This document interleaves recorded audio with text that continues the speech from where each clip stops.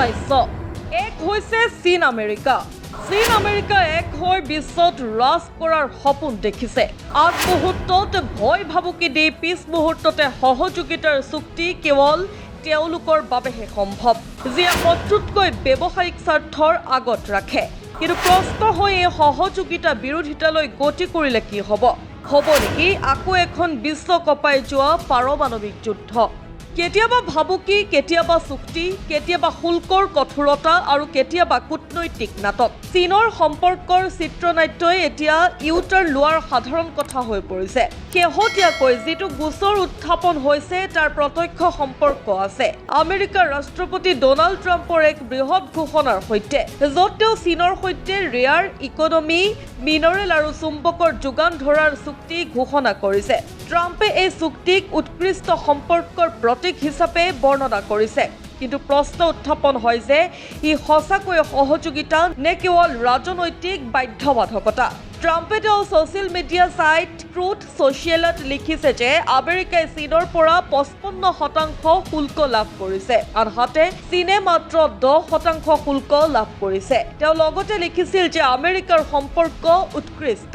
এই চুক্তিৰ মূল কথাটো হ'ল চীনে আমেৰিকা আৰু অত্যাৱশ্যকীয় চুম্বকক বিৰল অৰ্থ যোগান ধৰিব আনহাতে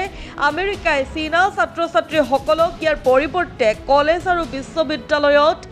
অধ্যয়ন কৰিবলৈ অনুমতি দিব লগতে এতিয়া আমেৰিকাই চীনৰ পৰা অহা সামগ্ৰীৰ ওপৰত মুঠ 55% কৰ আদায় কৰিব য'ত 10% ভিত্তিৰেখাৰ শুল্ক ফেণ্টানিল চোৰাংচোৱাগিৰিৰ বিৰুদ্ধে 20% আৰু ইতিমধ্যে প্ৰযোজ্য হাৰত 25% কৰ থাকিব যেতিয়া চীনে মাত্ৰ 10% কৰ আৰোপ কৰিব এতিয়া ইয়াত আকৌ প্ৰশ্ন উত্থাপন হৈছে যে ই সঁচাকৈ এক চুক্তি নে কেৱল অভিনয় কাৰণ কিছুদিনৰ আগলৈকে ট্ৰাম্পে ফেণ্টালিনৰ যোগানৰ বাবে চীনক দোষাৰোপ কৰি কঠোৰ বক্তব্য দিছিল আৰু এতিয়া একেই ট্ৰাম্পে চীনৰ সৈতে অত্যাৱশ্যকীয় খনিজ ল'বলৈ লেনদেন কৰি আছে চীন আকৌ এবাৰ আমেৰিকাৰ বাবে প্ৰয়োজনীয় হৈ পৰিছে নেকি কৌশলৰ বাবে বেটাৰীৰ বাবে আৰু প্ৰতিৰক্ষা সামগ্ৰীৰ বাবে আনহাতে চীনেও ভালদৰে জানে যে আমেৰিকাৰ বিশ্ববিদ্যালয়ৰ মাজেৰে মুকলি হ'বলৈ লাখ লাখ ছাত্ৰ ছাত্ৰীৰ বাবে ইয়াৰ সুফল কিমান ডাঙৰ আৰু সেইবাবে চীনে যেন খনিজ চুক্তিৰ পৰিৱৰ্তে এই ৰেহাই দিবলৈ সাজু হৈ আছে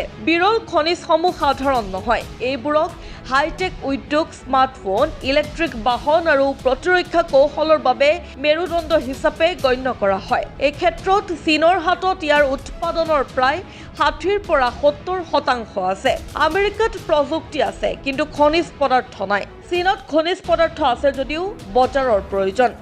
এই বাধ্যবাধকতাই দুয়োখন দেশ আংশিকৰিত্ব দিশে ঠেলি দিছে অৱশ্যে আজিকালি ট্ৰাম্পে কি কৰিছে কোনেও নাজানে কাৰণ ট্ৰাম্পৰ কাৰ্যকালত চীনে কেতিয়াবা কৰোনা ভাইৰাছ বিয়পোৱাৰ